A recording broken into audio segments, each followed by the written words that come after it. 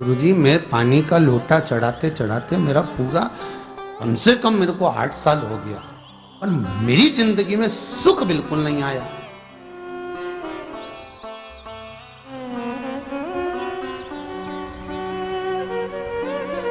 हमने कहा तूने कैसे चढ़ाया, वो भी तो सुने। तो क्या कैसे, क्या स्नान करा और मंदिर जाके लोटा चढ़ाया पानी का।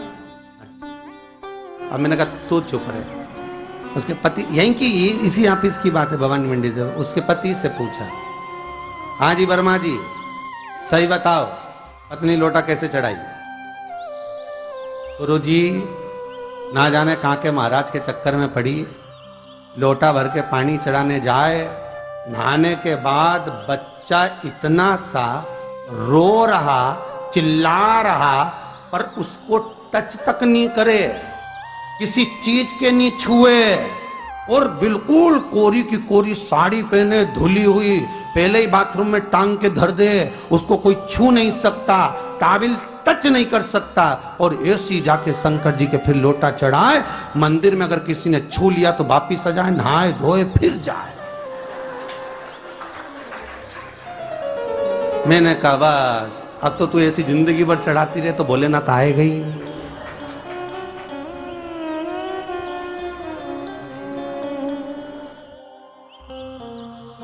सत्य बोलो रे मिलेगा।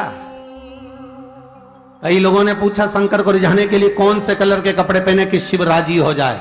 शंकर को पाने के लिए कपड़ा बदलने की जरूरत नहीं होती, शंकर को पाने के लिए कलेजा बदलने की जरूरत होती है, शंकर मिल जाता है। कपड़े से शिव कभी नहीं मिला साहब। आप कौन से कलर के कपड़े पहन रहे हो, ये शिव प्राप्त नहीं करोगे हो। सफेद पहन लिए, लाल पहन लिए, केसर के पहन लिया, उससे शंकर नहीं मिल रहा हो। बहुत सारी रुद्राक्ष की माला धारण कर ली, हाथ में भी खूब सारा रुद्राक्ष पहन लिया, यहां पर भी पहन लिया, कान में भी रुद्राक्ष धारण कर लिया, जटा पे भी रुद्राक्ष लगा लिया, उससे शिव नहीं मिलने वाला हो।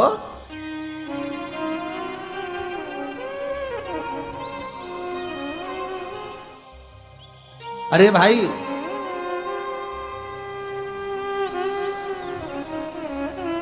किसके पास में जा रहे हो आप जल चढ़ाने के लिए? जम के बोलिए जरा। शंकर जी के पास। शंकर जी कौन है?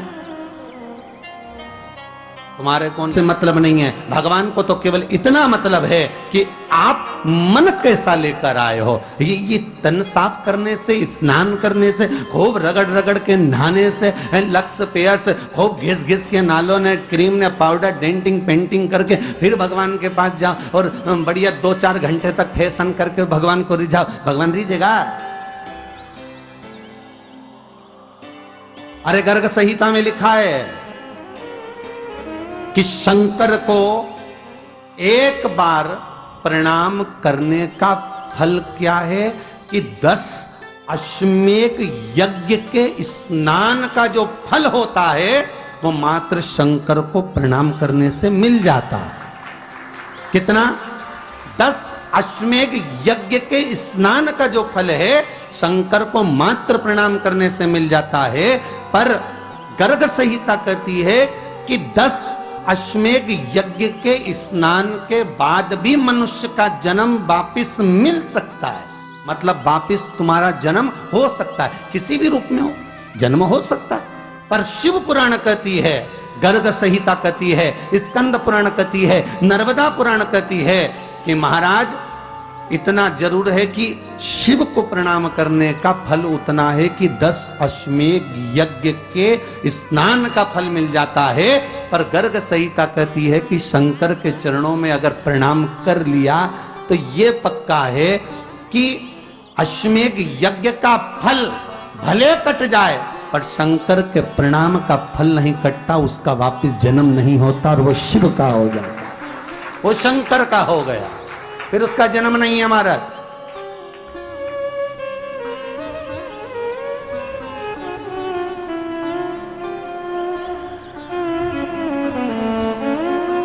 पति से कहा हाथ धो,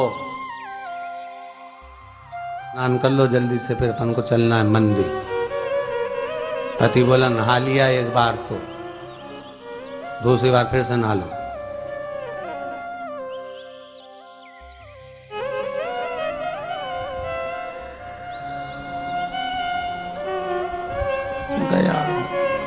मी के ना माने तो कई घर में चंद्र घंटा से माथा गिरा, स्नान करा, फिर चल पलंग पे काय को बैठ गए?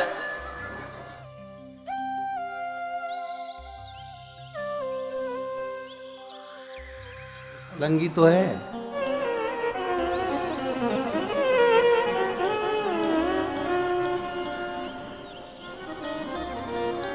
फिर से नहा के ये फिर नहाने भेज दिया। होता एक सास बेचारी मायके जाना था, मौसी की यहाँ शादी थी। अब उसने बहू से कहा बेटा मेरे को जाना है, अपने घर में छोटे से लड्डू गोपाल, उनकी सेवा है, तू एक काम कर कि तू सेवा कर लेगी क्या? हाँ मम्मी, उसमें क्या है, करना क्या तुम बताओ। बस सुबह से 3 बार ताली बजाना, भगवान को उठाना, पात्र में रख के नहलाना, उनको पोंछना, कपड़े पहना देना, इत्र लगा देना, चंदन लगा देना, मुकुट लगा देना, सुंदर अलकावली सब पहनाने के बाद में भगवान को दर्पण दिखाना। जब भगवान को कांच दिखाए, दर्पण दिखाए, भगवान मुस्कुरा दे, तब भगवान को भोग लगा देना। हाँ मम्मी इतना तो मैं करूंगी, और बाद में भगवान को वापिस सुला देना। हाँ इतना सा कर लूंगी। सास बिचारी कह के चली गई। अब बहू सुबह से उठ के 3 बार ताली बजाई, भगवान को उठाया, बिठाया, नहवाया, तैयार कर दिया। तैयार करके जो दर्पण दिखाया तो भगवान तो मुस्कुराया ही नहीं। अब इसको कौन समझाए कि पीतल की मूर्ति कोई हंसे है? पर उसने तो विचार करा कि सास कह के गई भगवान जब मुस्कुरा दे तो उनको भोग लगा देना। अब भगवान तो कोई मुस्कुराए नहीं, ये दर्पण दिखा। इसको लगा कि मेरी सेवा में कोई कमी रह गई। इसने भगवान का कपड़ा वपड़ा वापस उतारा, इनको वापस रजाई में सुला दिया। अब भगवान को वापिस रजाई में सुलाया, फिर आ गई, 3 बार फिर ताली बजाई, भगवान को फिर उठाया, फिर बिठाया, बिठाने के बाद में फिर उनको कपड़े वपड़े पहनाकर फिर दर्पण दिखाया, पर भगवान तो मुस्कुराया ही नहीं। ये वापिस इस सेवा में गलती रह गई। वापिस इसने सब कपड़ा उतारा, भगवान को फिर सुला दिया। सुबह 8 बजे से नहवा रही, कपड़े पहना रही और सुला रही। 1 बज गई,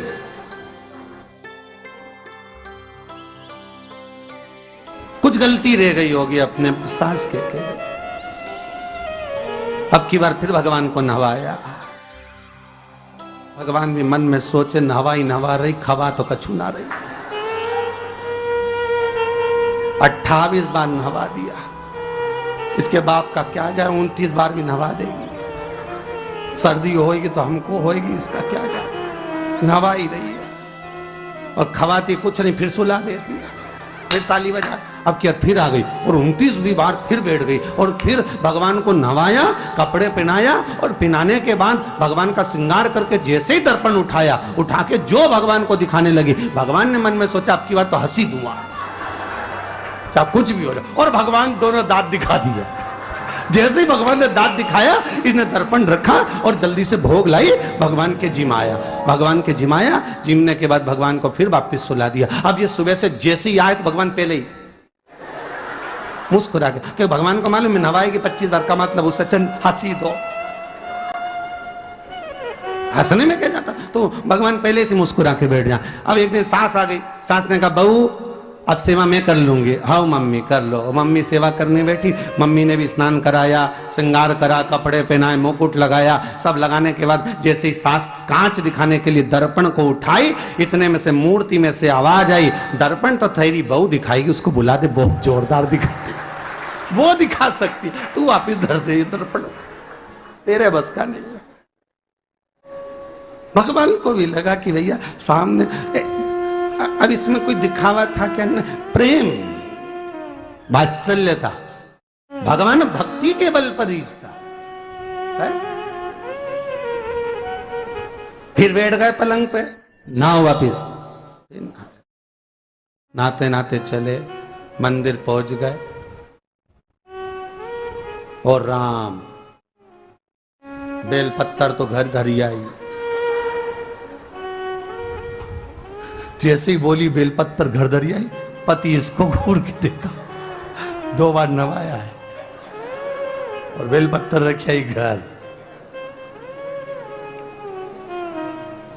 ये पति से कहती कि तुम लेने जाओ, उससे पति पहले ही बोल दिया था कि मेरा तो आज घुटना बहुत दुख रहा,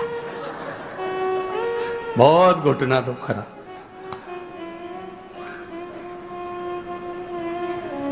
ठीक है, तुम बैठो, मैं आई अभी घर से। अब घर जाते जाते मालूम पड़े फिर कहीं का कोई छुआ गया तो नहाने बैठ गई। फिर आई, इसकी जो पूजन की थाली रखी थी, कोई भगत आया बेचारा, उसने सोचा मंदिर की थाली है, सब चढ़ा चुड़ू के चले गया सब। पति से बोली तुमने अकेले ही पूजन कर ली, मैं तो करा ही नहीं। ये नंदी जहां बैठा उसके पास में बैठा, मैंने हाथ नहीं लगाया। तो ये सामान कौन चढ़ाया, इनकी आई थी, सब चढ़ाया। तो कि शर्म नहीं आई, बेलपत्तर तो था ही नहीं। तो क्या सियोर वाला महाराज की कथा सुनी थी, शंकर जी पे से उठा लिया, धो के चढ़ा के वो गई, वो चली गई। शिव ये नहीं कह रहा कि तुम वस्तुएं बटोर कर लाओ, शंकर कहता तुम्हारे पास में मिल जाए तो समर्पित कर दो, नहीं मिले धोया, वापिस शिव को चढ़ा दिया, वापिस शंकर को समर्पित कर दिया। शिव स्वीकार करेंगे। एक महीने तक भी एक बेलपत्र को धोकर शंकर को रोज चढ़ाते रहो तो भी शंकर स्वीकार करेंगे। उसमें भगवान ये नहीं सोचेंगे कि निर्माल्य है, स्वीकार करेंगे।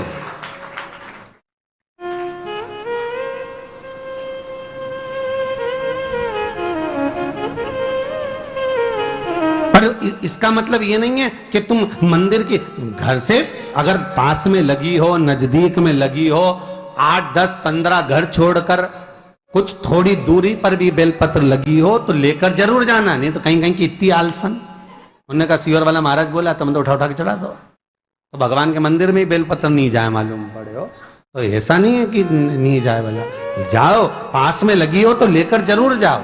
भगवान